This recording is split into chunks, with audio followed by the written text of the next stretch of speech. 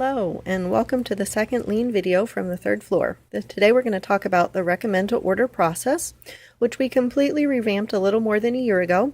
So it was time to come back to it and look and see what further changes we could make to improve it.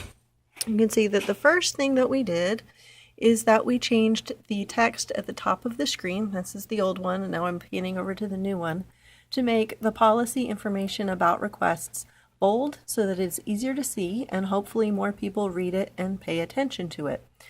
The next thing that we did was make some changes to the format drop-down menu.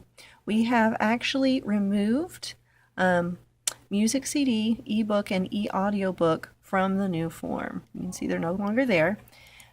The music CDs we removed because we're not purchasing music CDs anymore, so we don't want to give people an option for something that we're not actually going to let them do. The ebooks and e-audiobooks, we are now asking people to place their request through the Overdrive website in order to standardize the workflow. It also makes it much easier for us to place holds on those requests. It's done automatically instead of actually having to go in, check the item out, place the hold for the member, and then check the item back in because there's no way to place holds on available ebooks and e-audiobooks. So the other changes are on the back end.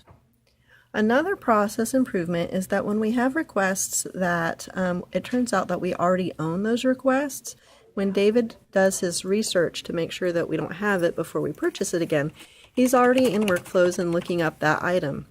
So he's going to go ahead and place the holds for the patron in those cases. It will save Vicky from having to look it up and place the hold separately. The hold will be placed more quickly and we won't have to duplicate the work. The final change that we've made is to edit one of our email responses. We used to have a response that we called indifferent format, which we used when we owned a title in a format other than what the patron recommended, and we decided not to order it in the recommended format. We found that we never used that particular email template, so instead we have edited it to become a new one that is specific to letting people know that we own the items in a digital format. Either we already own it or we will own it.